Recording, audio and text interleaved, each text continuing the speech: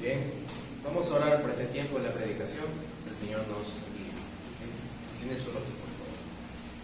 Bendito Señor, ahora que tu palabra va a ser expuesta, Señor, como leímos hace un momento, Señor, ten piedad de nosotros, bendícenos, Señor, ayúdanos, Padre Santo.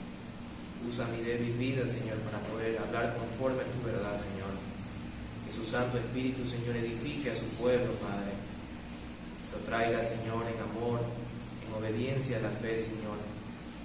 Señor, salva también, Señor, a aquellos que no te aman todavía. Afirma tu palabra, Señor, en aquellos que están débiles, Señor, que están lejos de ti por ahora, Señor. Ayúdalos, bendito, Señor. Glorifícate, Padre Santo, en este tiempo. Te lo ruego, mi amado Dios, en el nombre de Jesús. Amén.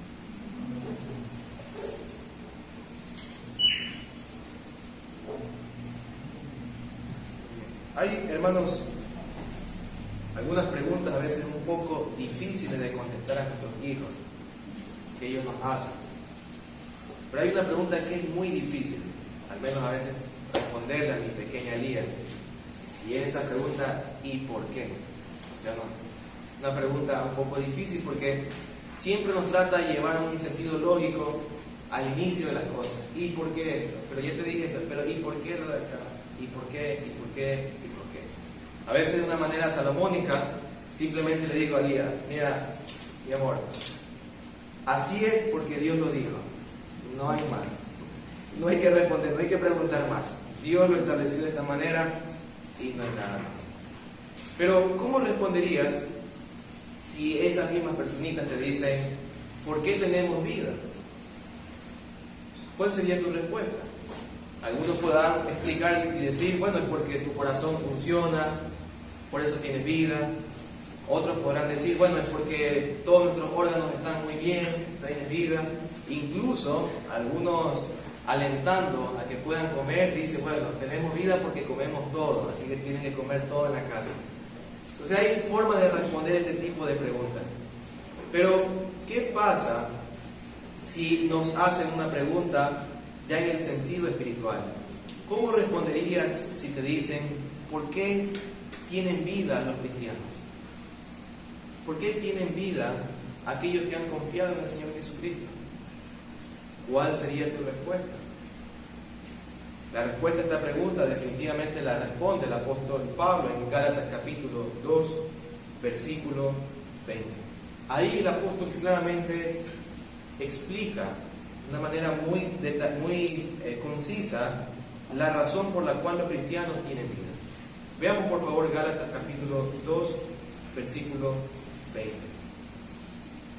Gálatas capítulo 2, versículo 20 dice lo siguiente: con Cristo he sido crucificado, y ya no soy yo el que vive, sino que Cristo vive en mí. Y la vida que ahora vivo en la carne, la vivo por la fe en el Hijo de Dios, el cual me amó y se entregó a sí mismo por mí.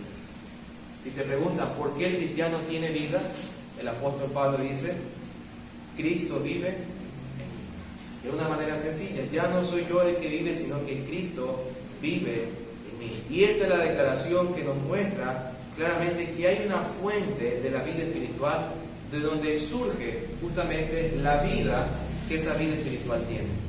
Eso es que Cristo está viviendo en el creyente. Así que en este sermón, mis hermanos, que he titulado La fuente de la vida espiritual, continuando a la serie que hemos visto de la vida espiritual en Jesucristo, me propongo presentar tres cosas en esta declaración que el apóstol Pablo hace a los Gálatas. La primera es que la fuente espiritual es Cristo Jesús. Quiero mostrar eso, que la fuente espiritual es Cristo. Segundo, que la fuente espiritual vive en el creyente. Y tercero, que la fuente de vida espiritual obra en el creyente. Así que quiero explicar estos tres puntos de manera muy breve y luego pasar también a una aplicación. Así que veamos nuestro primer punto, hermanos.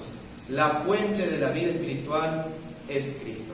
El texto nuevamente dice, ya no soy yo el que vive, sino que Cristo vive en mí. Y esto es la primera observación que nosotros vemos en la declaración del apóstol Pablo. ¿La vida depende de quién? ¿La vida espiritual de quién depende? De Cristo. La vida espiritual depende de Cristo. Es decir, que todo creyente, todo aquel que tiene vida espiritual, depende únicamente de quién? De Cristo Jesús. Esa vida espiritual es dada, ¿por qué? Porque ahora Cristo vive en él. Pero, ¿cómo sucedió todo esto?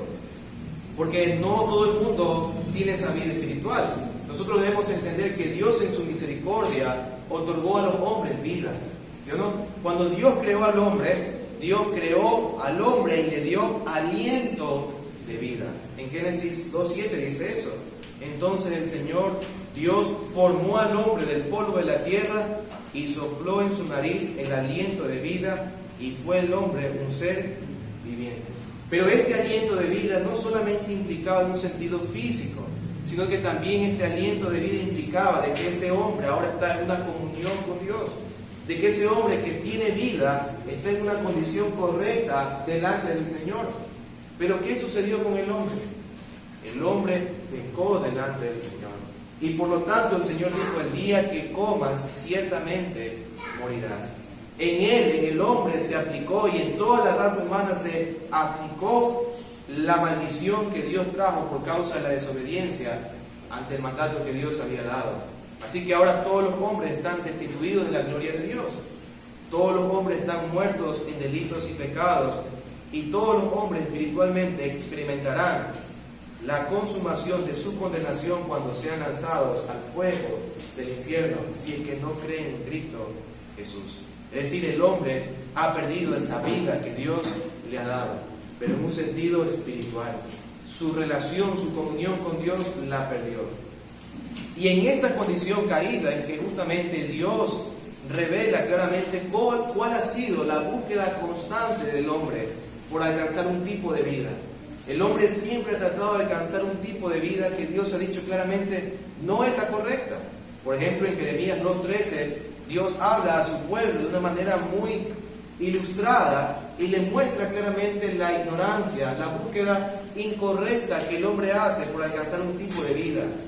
Jeremías 2:13 dice lo siguiente: porque dos males ha hecho mi pueblo, me ha abandonado a mí, fuente de aguas vivas, y han cavado para sí cisternas agrietadas que no retienen el agua. Dios dice claramente: el hombre se ha apartado de mí, se ha apartado de mi presencia por causa del pecado. Pero lo más ilógico todavía es que el hombre, en esa lejanía que está con Dios, intenta encontrar algún tipo de vida donde no hay, cavando pozos donde no hay agua, donde no hay un lugar donde pueda satisfacer la necesidad y traer vida a su alma. Dios dice claramente que son dos males que el hombre ha hecho. Pero en esta condición que el hombre cayó, Dios determinó en su plan soberano dar vida a los pecadores por medio de una obra perfecta del Padre, del Hijo y del Espíritu Santo. Dios ha determinado claramente que por medio del Padre, del Hijo y del Espíritu Santo, por medio del Trino Dios, de esa obra que Él mismo hace, poder traer salvación a los pecadores.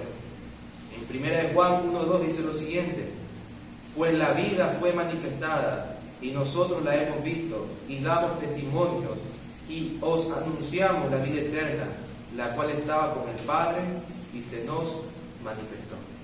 Dios dice a través del apóstol Juan que Dios iba a revelar y que reveló la vida para los pecadores. Esa vida es Cristo Jesús. Esa vida estaba con el Padre y se nos manifestó. De esta manera el Padre, dador de la vida, envía al Hijo, dador de la vida, para que el Espíritu de vida traiga la vida a los pecadores que no tienen vida. El Padre, ¿qué hace el Padre? El Padre que da vida, envía al Hijo. ¿El Hijo quién es? El Hijo es la vida. ¿Y el Espíritu Santo qué hace? Aplica esa vida a la vida de los pecadores que no tienen vida. Parece un trabalengua, pero es una realidad. Y lo quiero mostrar esa realidad, ¿por qué? Porque es el mismo el Trino Dios obrando en la salvación de los pecadores, trayendo vida a los pecadores. Por eso Cristo se presenta claramente en la Escritura como toda la fuente de vida a la cual un hombre puede ir. Si alguien quiere buscar una fuente de vida, si alguien quiere tener vida en su alma, ¿a quién necesita ir? Necesita ir a Cristo Jesús, porque el Padre ha enviado al Hijo, para que en el Hijo los hombres tengan vida. Juan 11:25 dice, Jesús le dijo, yo soy la resurrección y la vida. El que cree en mí, aunque muera, vivirá. Juan 14:6 dijo claramente, Jesús le dijo, yo soy el camino, la verdad y la vida. Nadie viene al Padre sino por mí. Así que Cristo es la vida de los pecadores. ¿Pero por qué Él es la vida de los pecadores? Porque Él hizo una obra en este mundo para poder extender la misericordia y la vida a aquellos que confían en Él. Cristo es la vida. Es verdad, Él es la vida, el Padre es vida, Dios es vida en sí, pero esa vida no estaba a nuestro alcance hasta que Dios mismo obró en favor de nosotros, enviando a su Hijo, muriendo en la cruz, resucitando el tercer día, levantado en gloria, para que ahora podamos tener vida espiritual. Así que la vida o la fuente de vida espiritual es Cristo Jesús. Si alguien quiere tener vida espiritual, o si alguien ya tiene vida espiritual, debe saber que únicamente se encuentra en ¿quién? En Jesucristo. Pero ahora consideremos nuestro segundo punto. La fuente de vida espiritual en el creyente. Miren nuevamente lo que dice Gálatas 2:20. Y ya no soy yo el que vive, sino que Cristo vive en mí. Es decir, la fuente de vida espiritual, Pablo dice, no solamente está disponible, sino que ahora viene a vivir ¿en dónde? En los creyentes. Viene a vivir en los creyentes. Eso es lo que Pablo dice claramente. Esa fuente de vida espiritual vive ahora en Él, es decir, en todos los creyentes. Pero planteemos dos preguntas aquí. Y la primera es la siguiente. ¿Puede Dios vivir o manifestarse en algún lugar?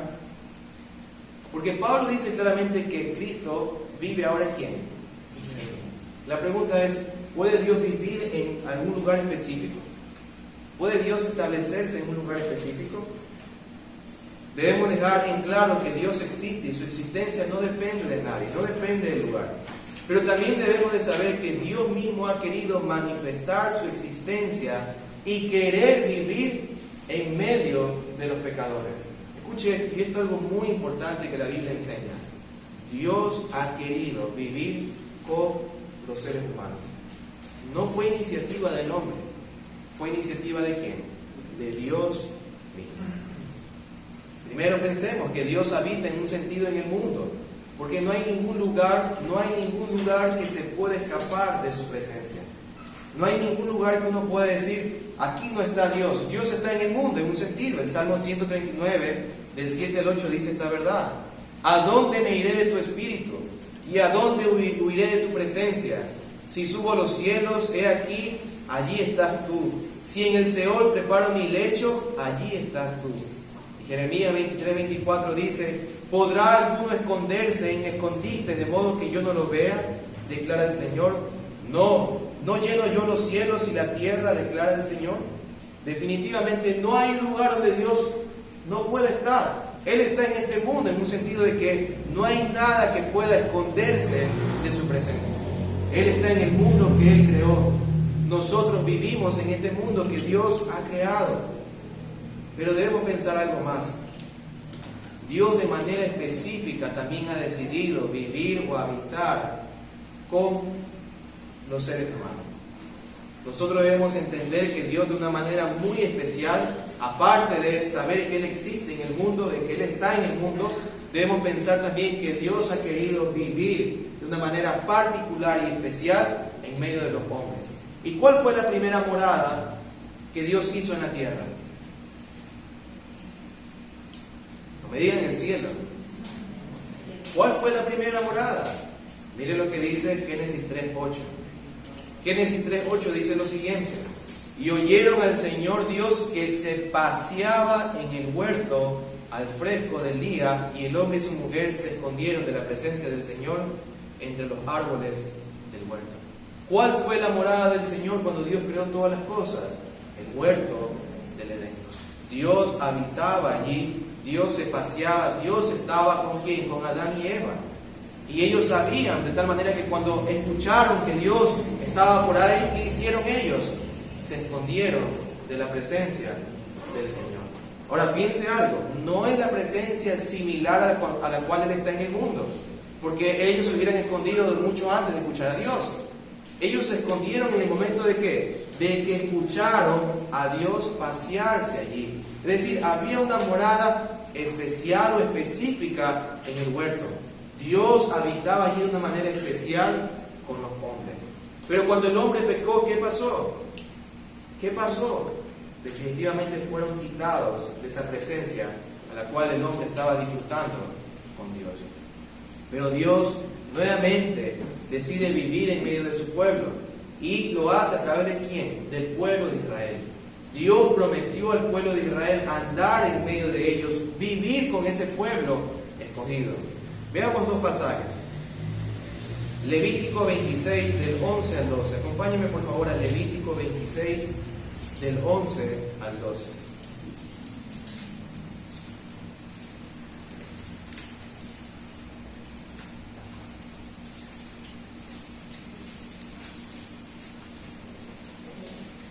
Levítico 26 del 11 al 12.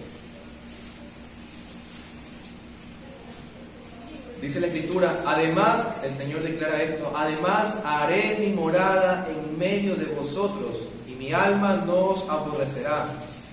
Andaré entre vosotros y seré vuestro Dios, y vosotros seréis mi pueblo. Note esa realidad nuevamente. Dios había quitado a Adán ¿de dónde? Del huerto de Edén, donde la presencia del Señor se manifestaba, donde Dios se paseaba allí. Pero ahora Dios misericordiosamente llama a un pueblo en su plan redentor a Israel, y ese pueblo le declara de que iba a vivir, iba a andar en medio de ellos. ¿Dios dijo eso a otros pueblos?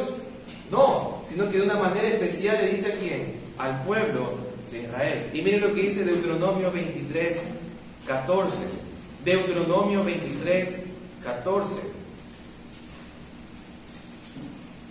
Porque el Señor tu Dios anda en medio de tu campamento para librarte y para derrotar a tus enemigos delante de ti.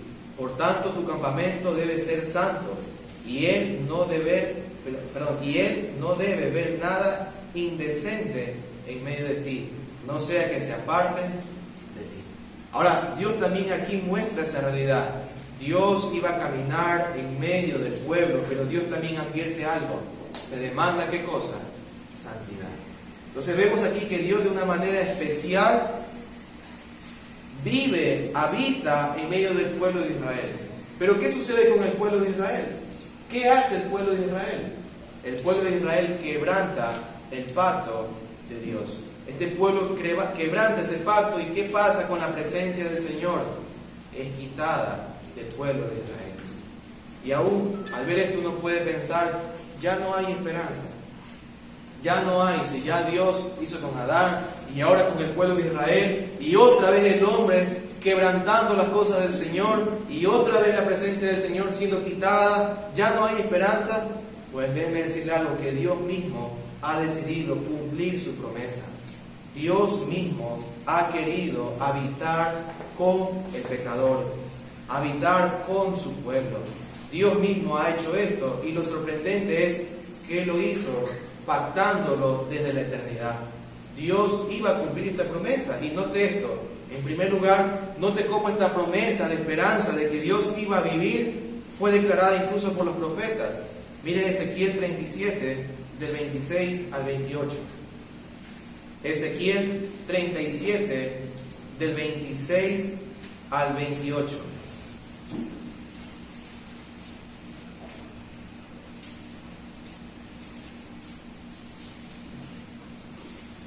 ¿Lo tenemos? Ezequiel 37, del 26 al 28.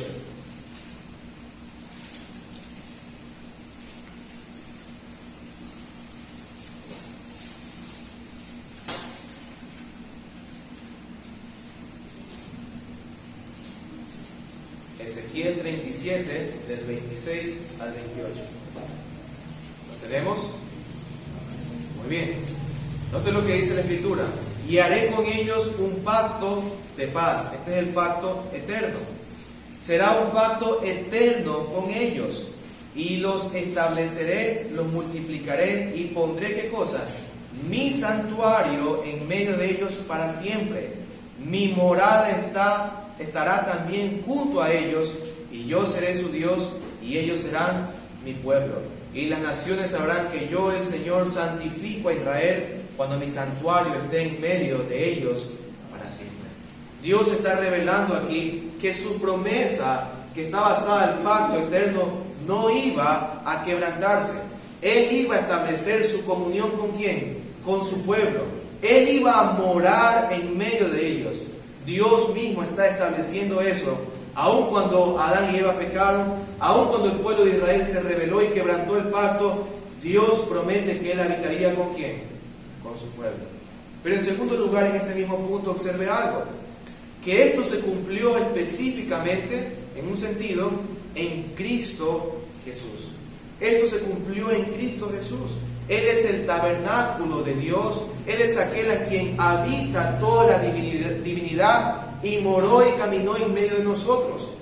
Juan 1:14 dice lo siguiente: y el Verbo se hizo carne y habitó entre nosotros. Este es el cumplimiento de esas promesas.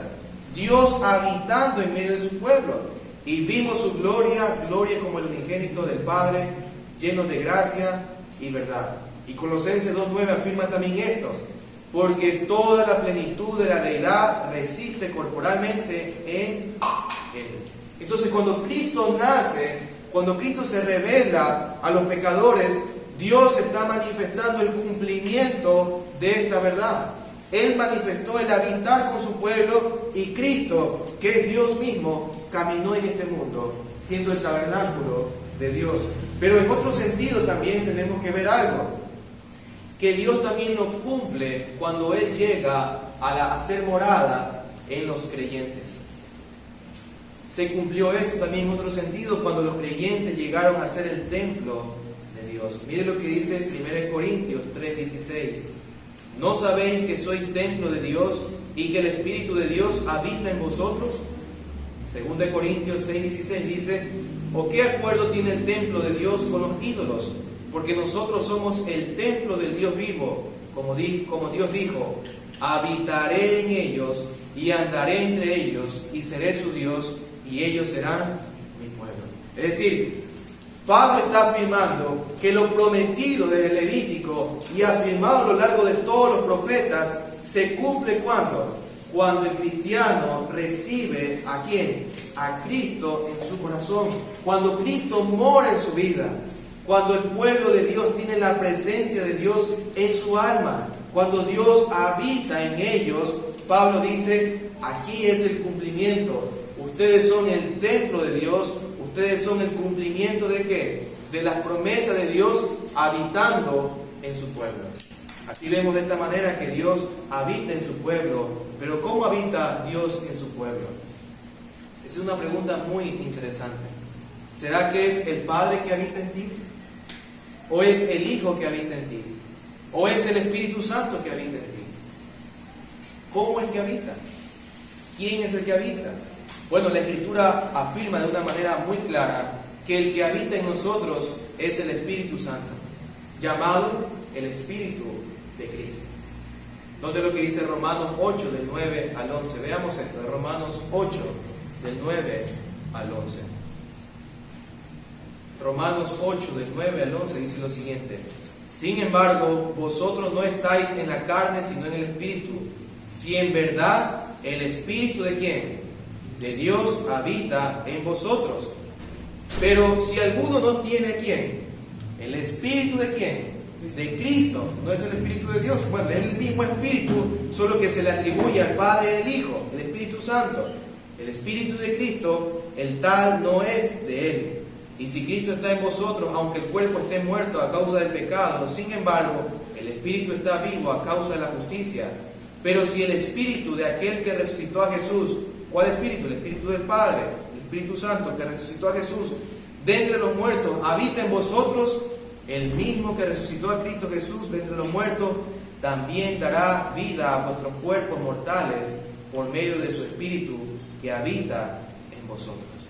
La Biblia declara de manera muy precisa que el que habita en el creyente es el Espíritu Santo. Pero la Biblia también declara que ese Espíritu es el Espíritu del Padre y es el Espíritu de Cristo. Por eso Pablo puede decir claramente, Cristo vive en mí.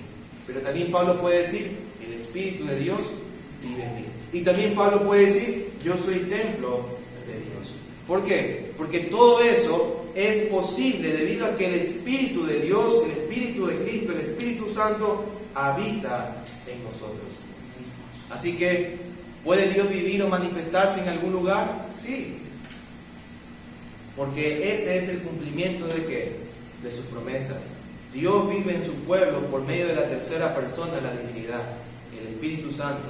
Y por este motivo podemos decir que nosotros somos el templo de Dios, que Cristo vive en nosotros y también que somos moradas ¿de quién?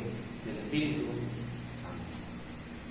Pero sabiendo esta realidad de que es Dios habitando en nosotros, Cristo habitando en nosotros, su Espíritu habitando en nosotros, ¿cuál es el beneficio que Cristo viva en el creyente? ¿Te has preguntado eso? ¿Cuál es el beneficio que Cristo vive en el creyente? Porque Dios no pudo haber dado vida sin habitar en nosotros, ¿sí o no? Él lo pudo haber hecho así.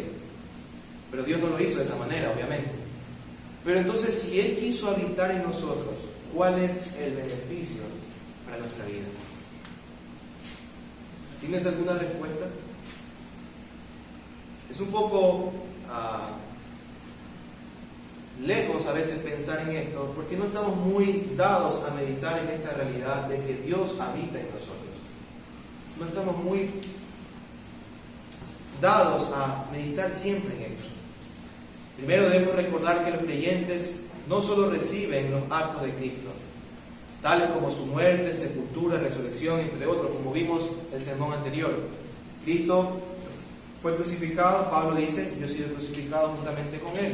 Cristo resucitó, yo he sido resucitado. Cristo fue puesto en gloria, nosotros también somos puestos en gloria. Es decir, no solamente recibimos los actos de Cristo, las obras de Cristo, ni también no solamente recibimos los beneficios de Cristo, como es la justificación por su vida perfecta, la regeneración, la santificación, entre otros, sino que también hay grandes beneficios de que Dios mismo habite en el creyente. Y es importante afirmar esto, pero hay que considerar algo muy importante, que esto fue un acto voluntario de Dios. Dios mismo quiso voluntariamente habitar en medio de quién? De su pueblo. Es un acto voluntario de Dios. No podemos nosotros pensar que fue una idea del hombre, sino que es específicamente de Dios. ¿Y para qué es la pregunta? La pregunta se responde de la siguiente manera: para bendecirnos mucho más a nosotros. Dios mismo quiso hacer eso, habitar en nosotros para poder bendecirnos mucho más. ¿Y en qué sentido? ¿Cuáles son algunas bendiciones? Pensemos en tres. Mayor comunión. Dios quiso habitar en nosotros para tener mayor comunión. Así como dos personas que una vez que contraen matrimonio aumentan su comunión, de igual manera el creyente tiene una mayor comunión con Dios. No solo porque es su Señor y Salvador, sino porque Dios mismo habita en el creyente. La comunión que Adán y Eva tenían con Dios antes de pecar no es la misma que ahora el creyente tiene con Dios. Adán y Eva tenían a Dios, pero Dios, ¿qué hacía allí? Se paseaba en ese lugar. El creyente que tiene ahora, tiene a Dios mismo morando en él. Asimismo, la comunión que el pueblo de Israel tuvo con Dios es menor a la que el cristiano tiene ahora, porque ahora ellos reciben a quién? Al Espíritu Santo como la morada para él. El pueblo de Israel tenía un tabernáculo y había un lugar santísimo donde la presencia del Señor se manifestaba, pero nosotros tenemos algo mucho más glorioso: Dios mismo habitando en nosotros. Y si ahora Él habita con nosotros, hay una mayor comunión que la que los otros hombres podían tener. Esa mayor comunión que ahora experimentamos es porque Dios habita en medio de nosotros. Pero en segundo lugar, también hay un mayor amor. Hay un mayor amor cuando Dios habita en nosotros. Una cosa es que Cristo nos ame sin que Él habite en nosotros, pero algo mucho más glorioso es que Él nos ame estando Él en nosotros. Piense algo. La vida matrimonial es un reflejo de la comunión de Cristo con su iglesia. Y mire lo que dice Efesios 3, del 17 al 19 con respecto a esto. De manera que Cristo more por la fe en vuestros corazones y que arraigados y cimentados en amor, seáis capaces de comprender con todos los santos cuál es la anchura, la longitud, la altura y la profundidad, y conocer el amor de Cristo que sobrepasa el conocimiento, para que seáis llenos hasta la medida de toda la plenitud de Dios. Dios dice que debemos conocer ese amor, y en el matrimonio Dios dice claramente que el hombre debe amar a su cónyuge como a sí mismo. Y piense esto: si Dios habita en nosotros y nosotros somos la iglesia de Dios, ¿cómo Dios nos ama a nosotros ahora? Con un mayor amor que usted y yo podamos comprender. Por eso Pablo dice que debemos profundizar. Miren esta anchura, longitud, altura. No hay forma de poder comprender este amor. Es un amor que sobrepasa todo entendimiento, porque ahora Él habita en nosotros. Pero también nos da una mayor seguridad. Ahora nuestra gratitud o nuestra seguridad descansa en Cristo y no en nosotros. Nunca nos separaremos de Cristo, porque Él es quien vive por siempre. ¿Por qué nos separamos de Dios en el jardín del Edén? Porque nuestro representante pecó contra el Señor. Pero piensa ahora, si Dios mora en nosotros, ¿puede Dios morir? No. ¿Puede Dios pecar? No. Entonces hay una seguridad de ¿qué? De salvación para nuestra alma. Porque Dios mismo habita en nosotros. Romanos 8:35 dice: ¿quién nos separará del amor de Cristo? Tribulación o angustia o persecución o hambre o desnudez o peligro o espada. ¿Quién puede separar al creyente de Cristo Jesús si Cristo habita en él? ¿Quién puede separarlo? Nadie. Efesios 1 del 13 al 14 dice: en él también vosotros, después de escuchar el mensaje de la verdad, el evangelio de vuestra salvación, y habiendo creído, fuisteis sellados en él con el Espíritu Santo de la promesa, que nos es dado como garantía de vuestra herencia, con mira en la redención de la posesión adquirida de Dios para alabanza de su gloria. Cuando Dios habita en el hombre, le da la seguridad de su condición eterna. Dios habitando en el pecador, Dios habitando en su pueblo, le da la seguridad de que nunca más va a ser separado de Dios. Nunca más va a venir esa realidad en nuestra vida que sufrieron nuestros primeros padres, Adán y Eva, el poder tener la oportunidad de separarse de Dios. Nunca lo vamos a experimentar. ¿Por qué? Porque ahora el que habita en nosotros es Dios mismo. Así, mis hermanos, vemos que esa fuente espiritual vive ¿en dónde? En el creyente. Y vive para poder otorgar mayor bendición, mayor amor, mayor comunión, mayor seguridad. Pero ahora pensemos en el tercer punto. Esta fuente de vida espiritual obra en el creyente. Note nuevamente el versículo de Gálatas 2:20. Ya no soy yo el que vive, sino que Cristo vive en mí. Y note esto. La idea de vivir en mí no solamente en un sentido posicional o relacional, no solamente que Cristo vive en mí, sino que Pablo está diciendo también que Cristo vive en el sentido operacional. Él está obrando en nosotros. Cristo es el que vive en mí. No solamente que Él vive en el sentido de que vino a mi vida, sino que también Él obra en mí.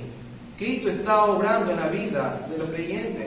Y esto es muy importante entenderlo. No está hablando sencillamente de la presencia de Dios a través de su Espíritu, sino que está afirmando que Dios está operando, que Dios está obrando en su corazón. Pero, ¿cómo nosotros podemos entender esto? ¿Cómo nosotros podemos entender esta realidad? Para esto necesitamos hacer dos preguntas muy sencillas. Si el Cristo que vemos en la Escritura está en nosotros por medio de su Espíritu, debemos preguntarnos cómo Cristo obraba en esta vida. Porque es Cristo el que está viviendo ahora ¿dónde? En mí. Pero entonces tenemos que preguntarnos cómo Cristo vivía mientras vivía en el mundo. Porque ahora ese Cristo es el que está viviendo ¿en quién? En mí. ¿Me hago entender? Si usted quiere saber cómo Cristo vive en usted, ¿qué usted tiene que saber? Cómo Cristo vivía en esta vida. ¿Me explico?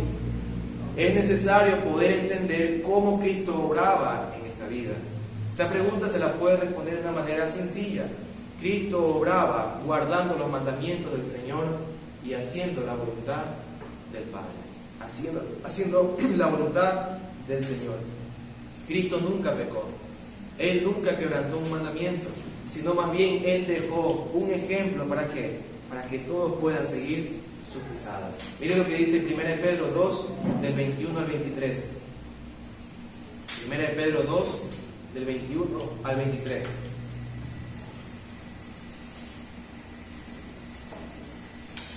Porque para este propósito habéis sido llamados, pues también Cristo sufrió por vosotros, dejándonos ejemplo para que sigáis sus pisadas, el cual no cometió pecado, ni engaño alguno halló en su boca, a quien cuando le ultrajaban no respondía ultrajando, cuando padecía no amenazaba, sino que encomendaba a aquel que juzga con justicia. Dios nunca pecó, el Hijo nunca pecó en esta vida, y es ese Hijo el que viene ahora a vivir en nosotros por la fe, por medio de su Santo Espíritu. Pero también ese Cristo hizo la voluntad del Padre. Este punto es muy importante porque aparte de guardar los mandamientos, del Señor, ¿qué hizo el Hijo? Hizo también la voluntad del Padre. Juan 6:38 dice, porque he descendido del cielo, no para hacer mi voluntad, sino la voluntad del que me envió. Entonces vemos aquí que el Hijo que vivió en esta tierra, ¿qué hizo? Él vivió guardando los mandamientos del Señor y vivió obedeciendo la voluntad ¿de quién? Del Padre. Así que pensando en eso, entonces nos vamos a trasladar ahora a nuestra vida. ¿Qué hace ahora el Espíritu Santo en nosotros? Si es Cristo el que está viviendo en nosotros, ¿qué hace? Nos va a conducir ¿en qué? A guardar los mandamientos del Señor y a vivir conforme a su voluntad. No es que Cristo viene a vivir para hacer otra cosa. No es que Cristo viene a vivir para hacer algo diferente a lo que Él hizo en la tierra. Obviamente Él tenía ciertos mandatos, como morir en la cruz, como revelar ciertas cosas. Eso no estamos llamados a hacer, eso Cristo no va a hacer en nosotros, no nos va a llevar a morir. Pero sí había un sentido de ¿qué? De que Él hacía la voluntad del Padre y guardaba los mandamientos del Señor. Entonces, ¿cómo se manifiestan las obras del Espíritu de Cristo en el creyente? Se manifiesta guardando los mandamientos y siguiendo la voluntad del Padre. Por ejemplo, el Espíritu de Cristo nos ayuda ¿en qué? En nuestras oraciones para pedir conforme a la voluntad de Dios. Romanos 8:26 dice esto. Y de la misma manera también el Espíritu nos ayuda en nuestra debilidad, porque no sabemos orar como debiéramos, pero el Espíritu mismo intercede por nosotros con gemidos indecibles. ¿Cristo qué hizo? Oró conforme a la voluntad del Padre, ¿sí o no? No se haga mi voluntad, sino la tuya. ¿Y qué hace el Espíritu de Dios obrando en nosotros? ¿Qué hace Cristo viviendo en nosotros? Nos guía también a hacer la voluntad del Padre. El Espíritu nos ayuda en nuestra obediencia. Por ejemplo, en Romanos 8, 13, 14 dice, porque si vivís conforme a la carne, ¿qué va a pasar? Habréis de morir. Pero si por el Espíritu hacéis morir la obra de la carne, viviréis. Porque todos los que son guiados por el Espíritu de Dios, los tales son hijos de Dios. ¿Por qué el Espíritu nos guía a hacer la voluntad de Dios? Porque Él es el Espíritu de Cristo. Y cuando Cristo vivió en este mundo, ¿qué hizo Cristo? Vivió conforme a la voluntad del Padre. Guardó los mandamientos del Señor. ¿Y qué hace el Espíritu hoy por hoy en nosotros? Hace lo mismo.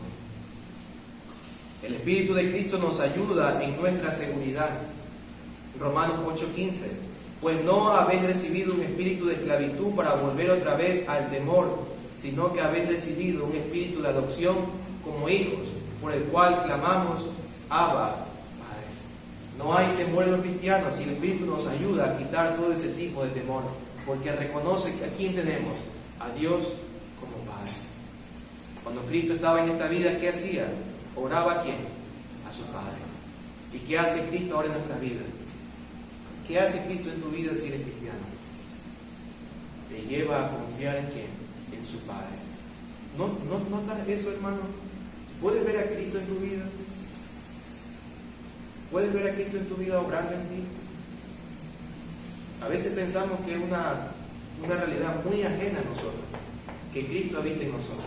Pero cuando tú vas y confías en el Padre, cuando tú vas y confías en lo que Dios ha revelado en su palabra, es Cristo manifestando su poder en tu alma. Es Cristo manifestándose en tu vida. No estás muerto, estás vivo. ¿Por qué? Porque Cristo habita en ti. De esta manera observamos que el Espíritu de Cristo obra en el creyente, guiándolo en lo que Cristo hizo en la tierra. No en las obras particulares de Cristo para salvar a los pecadores, pero sí en las obras que Cristo nos dejó como ejemplo para seguir sus pisadas. Y podríamos hablar de muchas cosas más, mi hermano. Piensa en la paciencia que a veces tienes con tu propia vida, con la vida de tus hijos, con la vida de tu esposa, con tu cónyuge. ¿De dónde viene esa paciencia? Si antes era un hombre iracundo, ¿de dónde viene esa paciencia? Es Cristo obrando en ti. Piensa las veces que ahora estás aumentando en oración. ¿De dónde viene eso? No viene de ti. Pablo decía, ya no vivo yo, sino que Cristo vive en mí. Pero ahora pensemos en algunas aplicaciones, 3 aplicaciones. La primera, todos aquellos que tienen la vida espiritual deben ser agradecidos por el gran regalo recibido, Cristo en nosotros. Piense esto, fue un acto voluntario ¿de quién? De Dios. Por ende, ¿cuál debe ser la actitud nuestra? Una actitud de agradecimiento. Cristo es la fuente de vida, y si la fuente de vida ha llegado al alma de un pecador, entonces debe haber, ¿qué debe haber?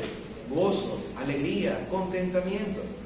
No hemos recibido algo sin valor, sino que hemos recibido algo incalculable, que sobrepasa nuestra forma de estimar, sobrepasa todo precio. Aunque nos hubiera el Señor dado todos los regalos de este mundo, aunque nos hubiera dado todas las galaxias, en comparación a Cristo nos ha dado todo. Lo otro no tiene valor al lado de Cristo. Pero hermanos, por causa de nuestro pecado, tenemos que corregir 2 cosas en ese agradecimiento. Hay 2 cosas que necesitamos corregir en la forma de agradecer a Dios. Y la primera es esta: la desproporción de agradecimiento con la que vivimos en la vida espiritual. Muchas veces la proporción de agradecimiento está desbalanceada. Nuestro pecado nos lleva a inclinarnos a tener un mayor agradecimiento por las cosas temporales en vez de tener un mayor agradecimiento por Cristo. Piense eso. A veces los cristianos se contentan mucho, pero mucho, por cosas temporales. Y está bien, hermano, que te contentes. Pero mi pregunta es, ¿te contentas mucho más por haber tenido a Cristo en tu vida? ¿Por tener a Cristo en tu alma? Se supone que en la medida de las cosas que tengan valor uno se contenta, ¿sí o no? ¿Por qué si Cristo es con mucho más valor no hay ese mayor contentamiento en las cosas del Señor? ¿Cómo se evidencia este desbalance? Porque la desdicha que trae a tu vida al no tener cosas temporales. A veces te desalientas tanto por no tener cosas temporales, pero no recuerdas que tienes lo más importante en tu vida. A veces la desesperación se produce en nuestra alma por no alcanzar cosas temporales, pero no te acuerdas que tienes lo más importante en tu vida. Incluso por la continua presencia de las cosas temporales en nuestro corazón, antes de que la presencia de Cristo en nosotros esté de una manera continua, siendo recordada siempre. A veces nosotros nos preocupamos tanto por las cosas temporales y no pensamos claramente en lo que ha llegado a nuestra vida, que es de mucho valor, que es Cristo Jesús. Si queremos ser agradecidos, debemos serlo en la proporción de la bendición que nos ha regalado. Y debido a que Cristo es todo, nuestro agradecimiento por vivir en nosotros debe ser incalculable. Piense esto, cuando usted ora antes de comer, y mire, le voy a mostrar que usted y yo vivimos desproporcionalmente. ¿Usted por qué agradece solamente al Señor en ese momento? Por la comida. ¿Pero le agradece al Señor porque Cristo habita en los creyentes? ¿No? ¿Sí o no? ¿No? ¿Cuándo usted le ha agradecido al Señor porque Cristo está habitando en usted? ¿Cuándo? Hay una desproporción en nuestra manera de agradecer al Señor. La segunda cosa que hay que corregir es la siguiente: el olvido que nos lleva a ser desagradecidos de Dios. Cuando nos olvidamos del precioso regalo que hemos recibido, aparece la desgracia, el descontentamiento. Pero ¿por qué viene el olvido del gran regalo que hemos recibido? El olvido viene por la falta de meditación. La falta de meditación viene por emplear nuestra mente en las cosas sin valor. Y esto se debe a la falta de apreciación de la verdad revelada de Dios. ¿Por qué nos olvidamos que Cristo habita en nosotros? Porque nuestra mente se preocupa en qué cosas, solamente en las cosas temporales. Y no nos ejercitamos en meditar en la idea de que Cristo habita en nosotros. Así que para tener una mente que medite constantemente en la fuente de vida espiritual, Jesucristo, es necesario que nuestro corazón sea afirmado en lo que hemos recibido constantemente. Ser agradecido no es algo natural de nosotros. No es que usted es una persona, yo soy muy agradecido. No, eso es mentira. No es que yo soy fácil de agradecer. No, eso es mentira. Eso es mentira, porque si no, usted hubiera estado con Cristo ya. Hubiera buscado al Señor por haberle dado la vida y todo, pero no es así. Es algo pecaminoso que nos conduce a nosotros. Nosotros no somos agradecidos al Señor con tanta naturalidad. Por eso la Biblia nos exhorta constantemente a dar gracias a Dios en todo. 1 Tesalonicenses 5:18 dice: da gracias en todo, porque esta es la voluntad de Dios para vosotros en Cristo Jesús. Pensemos en una segunda aplicación. Todos los que tienen la fuente de la vida espiritual deben animarse y esforzarse en las cosas de Cristo. Si Cristo ha querido habitar en nosotros, siendo la fuente de vida espiritual, y también ha querido vivir en nosotros, entonces todos aquellos que en donde Él mora deben animarse al ver siempre las operaciones de Cristo en su vida y esforzarse en crecer en ellas. ¿Qué gran ánimo trae el alma observar a Cristo operando en nosotros? Por naturaleza es maravilloso, nos maravillamos de las cosas, pero debemos maravillarnos aún más cuando nuestra vieja naturaleza se está doblegando a la voluntad de Dios. ¿Acaso no se alegra el cristiano cuando su vida de oración aumenta? ¿Acaso no se alegra el cristiano cuando su confianza en el Señor crece? ¿Acaso no se alegra el cristiano cuando su crecimiento en la palabra crece? La respuesta es sí. ¿Por qué? Porque vemos a Cristo obrando en nosotros, vemos a Cristo operando en nosotros. Y por lo tanto, cuando tú ves a Cristo obrando en tu vida, qué gran ánimo trae a tu alma. Qué gran ánimo debe traer a ti. Y en ese sentido, esforzarte por seguir buscando las cosas del Señor.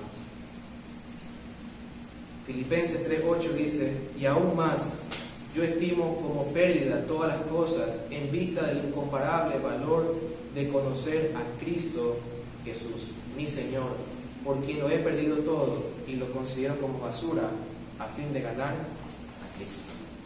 Piensa en un minero que está trabajando en su mina y de repente encuentra una piedra de gran valor. ¿Qué hará ese minero? Ya encontré esto, gracias, ya no quiero más. Me voy nomás a mi casa. ¿Qué va a hacer ese minero? ¿Va a trabajar más para qué? Para encontrar otra piedra de valor. Mi hermano, si usted ha visto a Cristo obrando en usted, ¿por qué se desanima? ¿Por qué se aleja de las cosas del Señor? Si usted ha visto que Cristo está obrando en ti, ¿qué tienes que hacer? Esforzarte en poder ver más de Cristo en tu vida, en poder ver más ese poder obrando en ti. ¿Cómo se evidencia que no creemos más de Cristo? ¿Cómo se evidencia una vida sin esfuerzo por conocer más de la fuente espiritual? Cuando el deseo por la palabra no aparece, cuando el deseo por la oración no aparece, cuando el deseo de amar a los hermanos no aparece, cuando el deseo de ser fiel a las cosas del Señor no aparece. Así que si estas cosas están, ¿qué debes de hacer? Arrepentirte y buscar a Cristo y ver más de Cristo en tu vida. Finalmente, mis hermanos, de una manera breve, aquellos que no tienen esta fuente de vida espiritual, quiero animarte a que puedas tenerla. Si no tienes la fuente de vida espiritual, ¿qué va a pasar con tu alma? Va a ser condenada por la eternidad. Si tú, cualquiera que sea tu edad, sea el mayor de esta sala o sea el más pequeño de esta sala, si tú no has confiado en Cristo Jesús, la condenación está a la puerta. Dios ha determinado que aquel que no se halla en el libro de la vida, es decir, aquel que no tiene la fuente de vida espiritual, no entrará con Él a la gloria eterna, no estará con Él por la eternidad.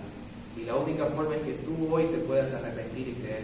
Esa fuente de vida espiritual está disponible para todo aquel que se acerca y está disponible para darnos vida eterna. No seas como aquellos que Dios dijo en Jeremías: estás buscando vida en otras cosas, estás buscando vida en la diversión, vida en cosas de este mundo, pero no la buscas en Cristo Jesús. La única forma es que vengas a Él en arrepentimiento y fe y encuentres esa vida que está disponible para todo aquel que se acerca. Oremos.